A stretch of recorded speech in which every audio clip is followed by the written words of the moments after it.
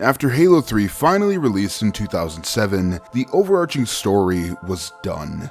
The trilogy-long narrative that Bungie had set out to tell with both the Chief and the Arbiter's fight against the Covenant was all over. But Microsoft still wanted 2 more games before they would allow Bungie to become a solo studio again, completely separated from Halo. And for those who weren't alive or conscious at that point in time, after the release of 3, Halo hype was at an all-time high. You'd think the launch of 2 was a big deal, but Halo 3 very quickly became the reason to get a 360, and still is, to many people, including myself, one of the best games ever made. And I didn't even talk about the multiplayer, that's a whole bag of worms. Because of this, lots of tangential projects began to be greenlit. There was a real-time strategy game in development by a completely separate game studio, and of course there was a Halo movie in development that was originally supposed to be directed by Peter Jackson of the Lord of the Rings trilogy, as well as have a tie-in game experience of sorts titled Halo Chronicles. I'm telling you, it's so fucking vague. I don't even know what the fuck their plan was with this thing. Once Jackson's movie failed to secure funding, everything related to the project and Chronicles as well completely fell through. Now here Bungie were, right back at square one with only a year time limit left to get a Halo game out of the door. Gee, where have we heard this story before? So this very short 2-hour DLC concept that they had as a follow-up to Halo 3 eventually got expanded into an entirely separate game titled Halo 3 ODST, released on September 22nd, 2009. ODST is my personal favorite game in the franchise, or at least it's the game I'm the most fond of in concept. As much as I adored playing and replaying the Bungie trilogy and how each game was able to build upon the last, the formula for Halo campaigns was beginning to show some repetition by 3, and it was just obvious that something needed to change, and ODST offered just that. It's a side game that's set during the opening hours of 2, and focuses on an entirely new group of expendable, somewhat normal soldiers, and because of that, manages to have a wholly new angle on the universe while still feeling like classic Halo. It ends up feeling like the perfect juxtaposition to a franchise that was built off of the very idea of playing through a power fantasy. And ODST sort of takes that all away. You like John Halo? He ain't even mentioned in this game. The best you're gonna get is a cameo from Johnson at the very end, and that fucker was already dead by this point in the franchise, so it was less like an Easter egg and more of an emotional gut punch. ODST is about a group of orbital drop shock troopers who are sent into New Mombasa on a hush-hush infiltration mission that ends up going completely wrong, leaving the silent protagonist, the Rookie, to have to piece together where his team went and what the fuck they're even doing here. I appreciate that ODST isn't about stopping New Mombasa from getting glassed or turning the tides of the war. It's about a group of soldiers who are just trying to make it through the night. And while the ODSTs are cool and they are still set up as these elite soldiers, just one hit from an elite's axe fucking caves one of their chests in, so it still comes off as a very big change from what we're used to. And little moments like Romeo not accepting help to get on his feet despite having a punctured lung,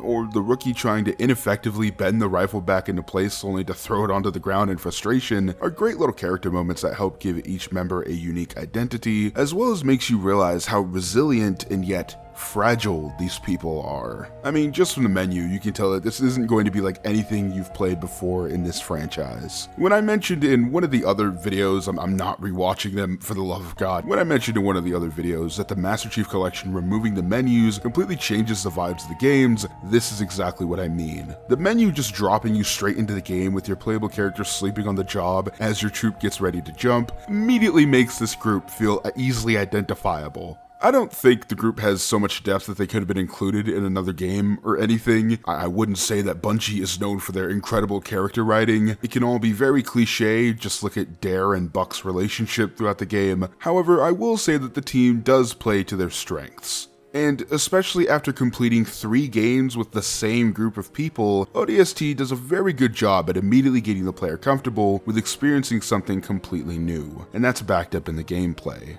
While the city you explore as the rookie New Mombasa is from Halo 2, the entire catalyst for the story is even shown in that game, the city itself looks very different than it did in 2. But I appreciate that Bungie didn't feel restricted to having to maintain what came before and adapted it to the story being told here. The New Mombasa in ODST is much more of a mega city. There's massive buildings segmented by impenetrable gates, an AI superintendent that controls the whole city, and the fucking craziest thing of all, free healthcare. Exploring the empty buildings riddled with corpses and graffiti babbling about the end times really makes all of the rookie sections of the game feel hopeless. You're very vulnerable in ODST. Health packs return, meaning that there's no regenerative health, making it all the more important that you don't blindly rush into firefights. Dual wielding was removed, although that seems to be a separate creative decision since it just never returns in any of the subsequent titles. That pisses me off so fucking much. But I do appreciate that detaching the turret is still here, lest I need to riot in the streets. Even something as inconsequential as changing the flashlight to night vision immediately conveys to the player what kind of game this is supposed to be. I actually found myself avoiding fights in ODST, something I never do in a Halo game, simply because I don't want to run out of ammo and be stuck with a plasma pistol. I hate the plasma pistol. This shit is stupid. Sure, the game still has some good old Halo fun, since half of the campaign are these flashback levels where you play as the other members of the team like Buck, Romeo, and Mickey, where the maps are always full of warthogs and rocket launchers, and those are good, mostly. I do dislike the Zoom mission, where it's part of the game. I think those missions do something interesting where they do play a bit with that vulnerability while still offering the power fantasy at the same time, but those are often separated by very large chunks of exploration through New Mombasa, where playing like the rookie feels much more like a survival game. Those sections are slower and quieter than you'd expect from a non-horror first-person shooter, and that's sort of what I love about them. I could not possibly give less of a fuck about war games, man. FPS is about fighting the good fight are not up my alley at all. So ODST, a game that removes all of the big green guy and is, at this point, as close as Halo can possibly get to Call of Duty, does not seem like my thing whatsoever. But man, it's all in the execution. Also, I'm pretty sure that the soundtrack by Martin O'Donnell, Michael Salvatore, Stan Lepard, and C. Paul Johnson plays a very fucking big part in that as well. Marty O'Donnell has gone on record to say that he didn't want any of the old Halo themes to be in ODST at all, which is ballsy to do with the franchise, especially Halo, since its soundtracks are so damn good, but I do like it as a creative decision as it allows ODST to carve out its own spot in the franchise. Man, all I have to do is let those opening notes of Deference for Darkness play, and you already know that it's fucking amazing. And while that track has become iconic alongside others like A Walk in the Woods or Never Forget, there's just so many good fucking tracks in ODST. Man, that jazz sound really sets us apart from almost anything that I've played, FPS or not. That piano and saxophone really come together to create this unique texture that is ODST. Without it, walking around the city would just be fine, if a bit boring. But with these long stretches of more intimate, methodical pieces, it allows the bigger, cinematic compositions that play during the action set pieces to feel all that more cathartic. I can feel the electric guitar in my taint. This balance of classic Halo and this more dreary tone that ODST has makes the happier ending all the more satisfying, since it feels like you've really just crawled your way out of hell. All of the soldiers survive, Buck and Dare get together, it's cool.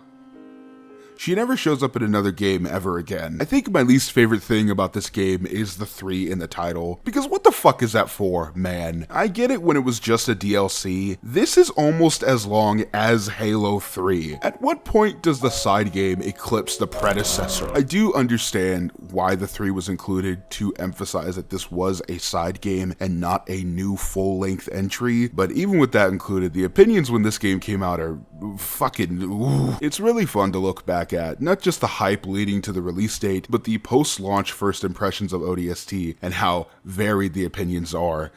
To say it nicely, like this Ars Technica article that calls the game underwhelming, or this Game Rant article from 2010 that calls it Halo's only failure.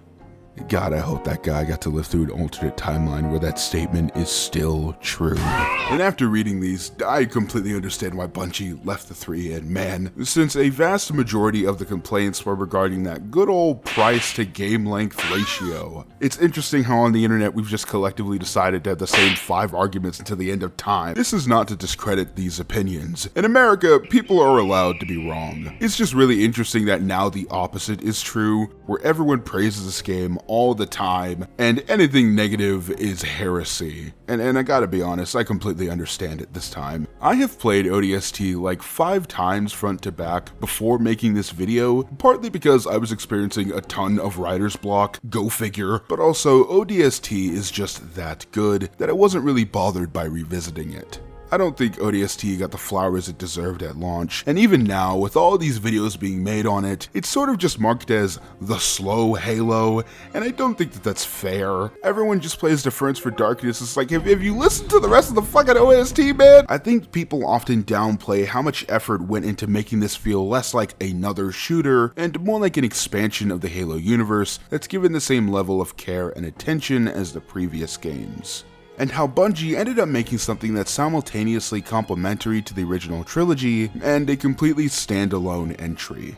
Also, I love Virgil. He's adorable. I'm surprised there aren't a bunch of plushies of him fucking floating around. You think Microsoft would have cashed in on that by now? But with ODST done and out of the door, that left Bungie with only one last title to develop before they would leave their flagship franchise behind forever. And what they ended up creating is, to many, the best game to the series, but also the most polarizing entry so far. And I wouldn't expect anything less.